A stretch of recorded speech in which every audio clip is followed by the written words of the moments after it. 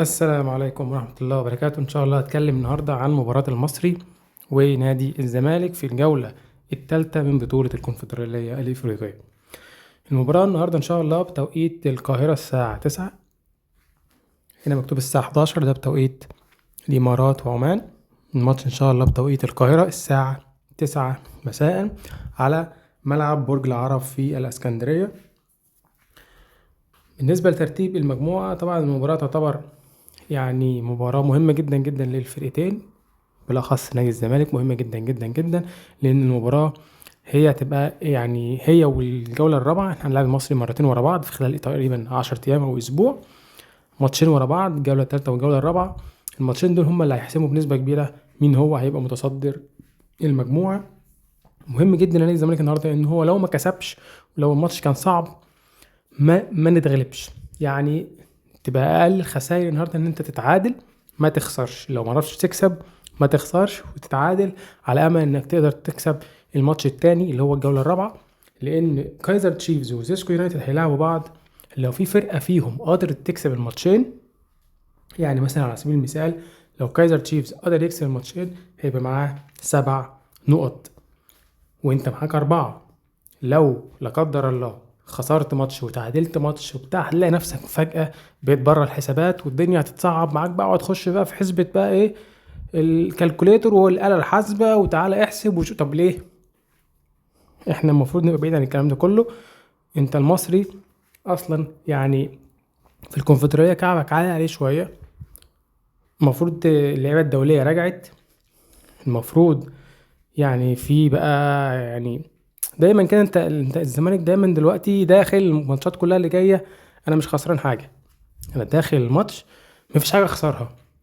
انا عندي 10 ايقافات كتف الفيفا، عندي 10 قضايا، مش عارف ادفع، معرفش فلوس ايه، يعني يا دوبك بندفع فلوس المستحقات هتلاقيها بالعافيه. عندنا مشاكل يعني قد كده، فاحنا داخلين مش خسرانين حاجه. المفروض اللعيبه تنزل تموت نفسها كل ماتش عشان خاطر الجمهور، عشان خاطر الفانيلا اللي هم لابسينها.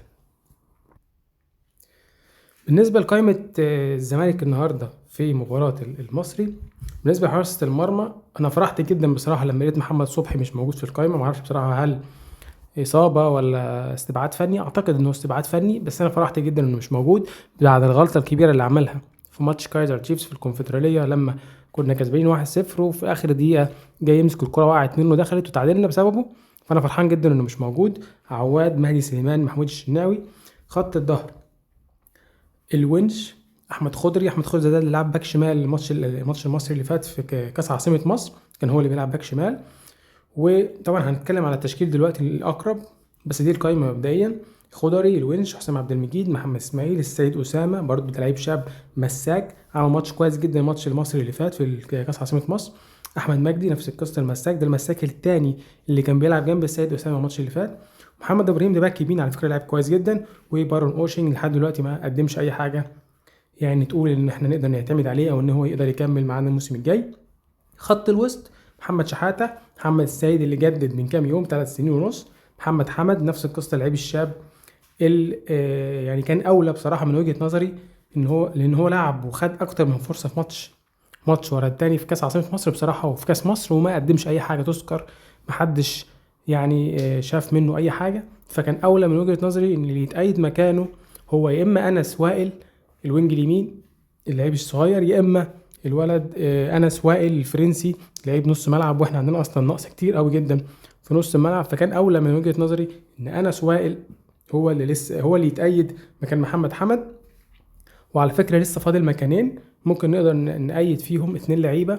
هو الإدارة الرياضية بتقارن الحين ان احنا ممكن ما بين 3 لعيبه يتأيدوا في المكانين الفاضيين، بين احمد الجفالي اللي هيرجع من الاعاره وانس وائل وانس ويوسف وائل الفرنسي وانس وائل. 2 منهم هيتأيدوا في المكانين اللي فاضيين. محمد حمد، ايشو، احمد حمدي، ادم كايد، احمد شريف، شيكوبانزا، خوان بتزيرا. وخط الهجوم: سيف الدين الجزيري، ناصر منسي، وعدي الدباغ.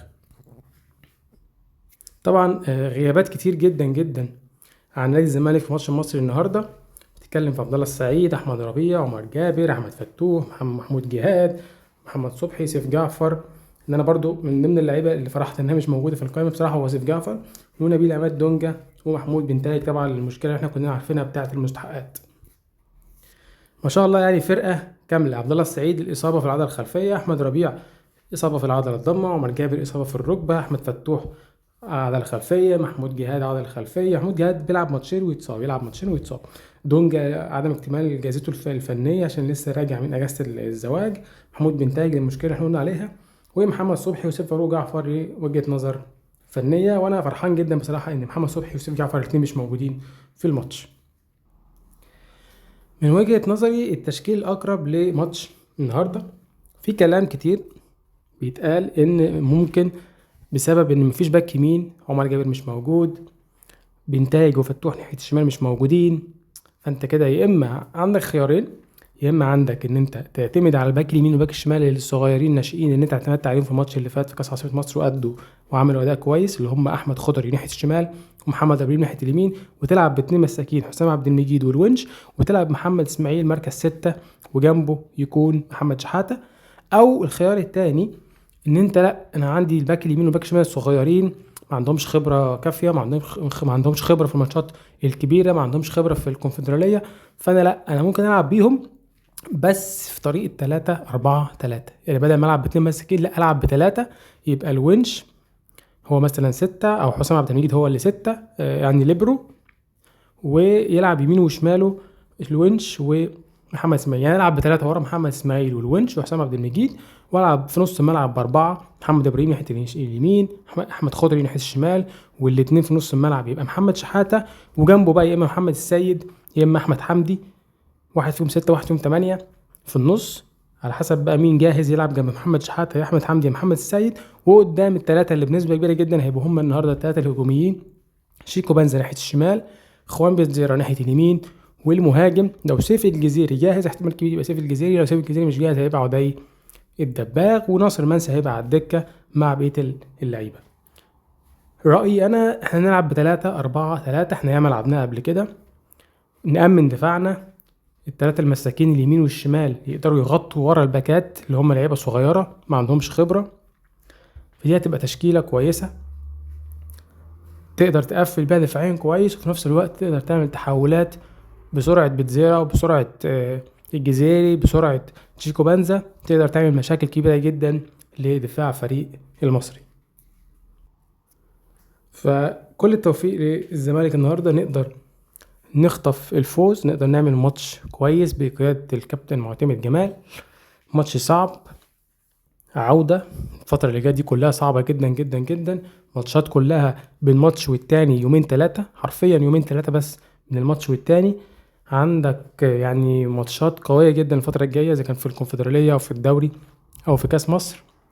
كل التوفيق لمعتمد جمال، كل التوفيق، لأن ماتش النهاردة مهم جدا لازم نكسبه علشان نحط يعني رجل في الدور اللي جاي في الكونفدرالية إن شاء الله.